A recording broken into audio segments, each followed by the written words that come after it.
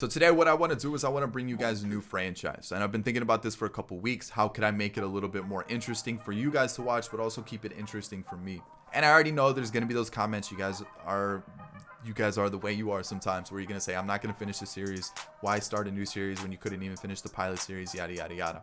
So the big thing for me is I didn't enjoy the pilot series after the first season, where it just became too easy to start to win games, even though the team wasn't good. And I end up finishing the pilot's second season, where I streamed it live on Twitch, and there was a bunch of you guys watching it. And watching it live, you guys saw how we finished the World Series, the playoffs, all that stuff. And you guys saw that we did end up winning the World Series. And the thing for me was we were in the second season and we didn't have that good of a roster, right? It just really wasn't a good team. And yet we somehow beat the stacked Dodgers in a World Series. It just wasn't, for me, I lost interest. It was too easy. A team like that shouldn't be winning the World Series that easily.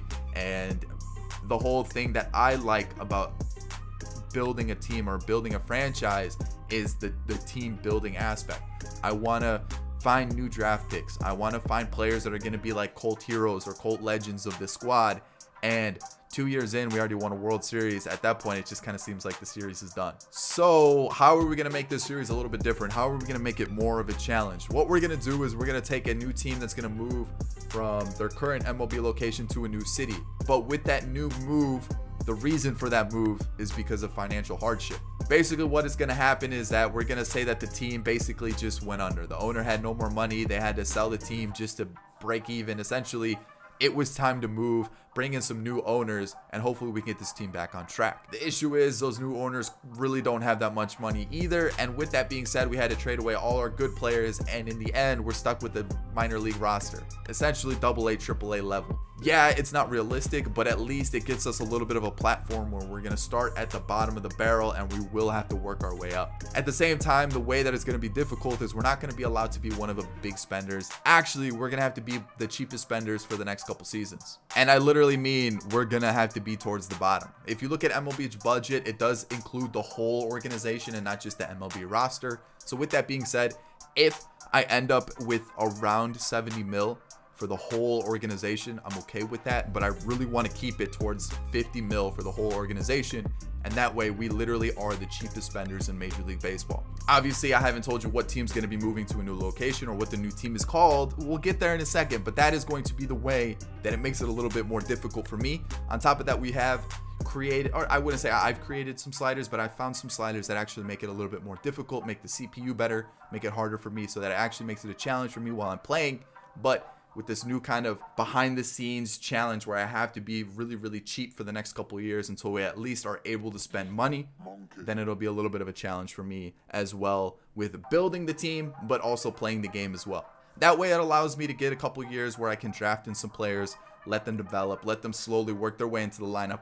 But we could also find those underrated guys that end up being cult heroes in the roster, and then that way we can really just have this like team building experience where we actually see a roster come together. And that's what I really enjoy about franchise, and I think you guys do as well, rather than just winning and then it just becoming boring after season one. So that's the whole long-winded introduction to this whole franchise series that I want to start, and I hope you guys do as well. If you guys do want to see it, obviously hit the like button down below, give me your feedback in the comments section.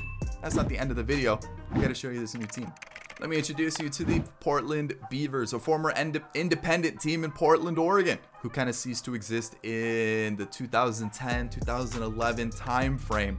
Normally a dark blue, light blue, and white combo color coordination, I decided to change it up a little bit and bring back this team from the dead. There were a couple other teams that I was looking at. Portland Mavericks, a current independent team. Obviously, I don't want to step on any teams that are currently still existing. They do have a Netflix series about them last I checked, and I thought that would have been a really cool team to bring to Portland. But sadly, since it is an existing independent team, I don't want to try to like get involved with any trademarks or anything like that. And there were a couple other ideas that I thought about, maybe Vegas, maybe Nashville, maybe Vancouver. I just felt like Portland was a really good team. And you're probably thinking, why? Well, if you look at it, Portland is the largest and most populous city in the state of Oregon.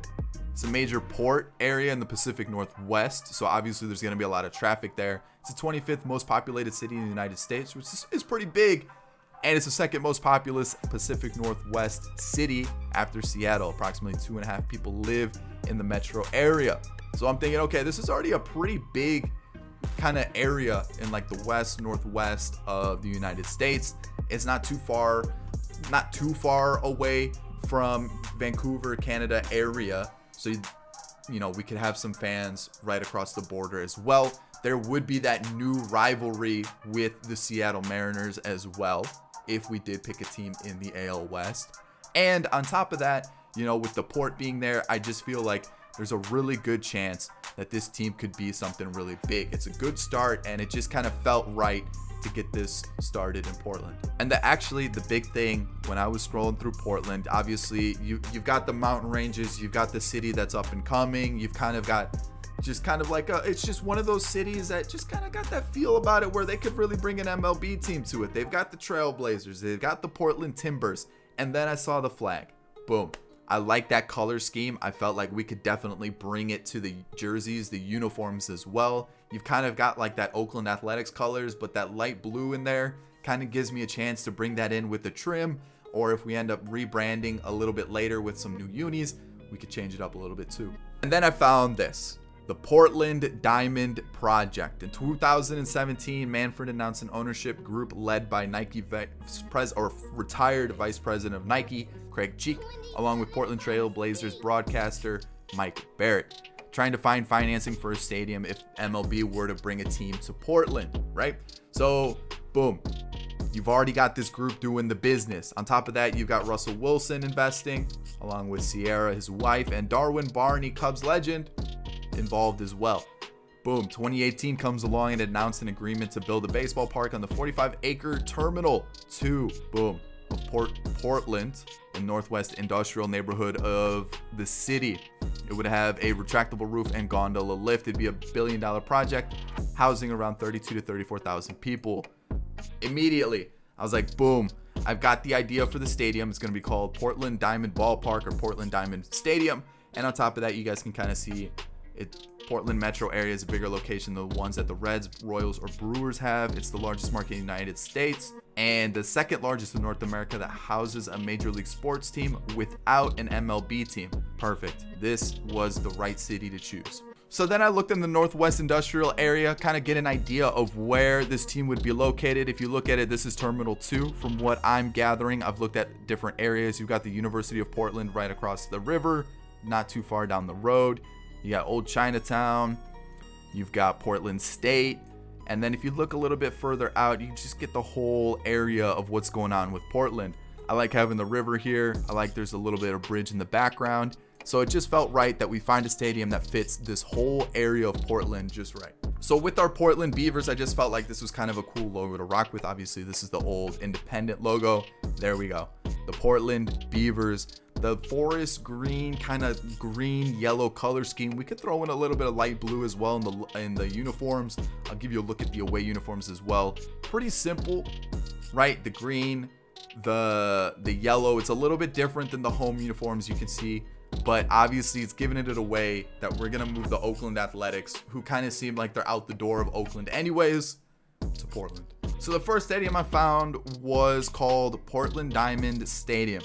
And I thought with the bridge in the background, there's also the water under the bridge. You've got kind of the industrial buildings back there. You've got the stadium that houses around 46,000 people. So it's actually above what the initial plans were drawn out to be. The big thing here is in the plans for the Portland Diamond Ballpark was that it was between 32 and 36, but also there was a retractable roof. Obviously with MLB The Show's creation, you can't really put a roof. So I like this idea. I think it looks really, really good. You can kind of see that there would be like that river background that's going on in this background of the stadium. So I feel like this kind of fits as well, but I do have a second one that I think would be perfect. And that's where Portland Diamond Ballpark comes in. A little bit bigger, a little bit more grandiose. It fits around 36,000 people. It actually kind of looks like it has that retractable roof in the top corner. You can kind of see that. And I feel like we're stuck between two different ballparks, two different stadiums we could rock with. I do like this one. Both of them are the same dimensions for the wall. Both left and right is a little short. It's about 300, but then it's 400 is center field. And I'm noticing a lot of created stadiums just rock with 300 in left and right and then 400 to center. Again, I'm not too worried about the dimensions. It's more so the stadium, what you guys think about it. I think either one's a good idea. It's going to be called Portland Diamond Stadium, Portland Diamond Ballpark. It's going to be built around Portland. It's being about building this new organization in the city of Portland. And it's a brand new franchise. Obviously, the financial restrictions. Obviously, going to have that Oakland athletic squad moving to Portland. And the way to do that is we're going to get rid of all the good players. Essentially, I'm going to be sitting around a roster of 60s, 65s, maybe a 70 or 71 sprinkled in there. But we're going to trade away all the good players. We're not going to trade them for top prospects. We're not going to trade them for really good players. We're really just, hey, we're clearing out the roster. We're starting fresh. We're giving the good guys that are on Oakland a chance to thrive on a competitor somewhere else. And we're literally starting from the ground up. This is all about being a challenge. This is all about taking a minor league squad to the majors and then building it from there. Brand new organization, starting from the bottom, working our way up, and I hope you do enjoy it. So of course, if you do enjoy it, hit that like button down below. If you have any comments, questions, concerns, any ideas on how to make this series better, how we can make it more of a challenge, how we can make it more entertaining for you, drop it in the comment section down below. Are you excited about it? Do you not like the idea? Let me know. Like I said, really low rated roster, new city, new team. We're making it a challenge. We're literally just starting from the ground up and just making it a whole project, a whole different feel than just a normal franchise. So I hope you do enjoy it. Again, we've got this financial challenge. We've got this challenge of just having a bad team, the challenge of the new sliders. I think it's going to be a lot of fun. I'm actually really excited about it. I've been wanting to do a new franchise. I've been just trying to find a new concept that's a little bit different, more enjoyable, and I hope you do enjoy it too. So again, if you do like it, you want to see some more of it, hit that like button down below. If you have any ideas for the challenge or the series, I should say, let me know down below. That's about it. Portland Beavers are the new team. That's it. I'll catch you guys in the next one. Peace.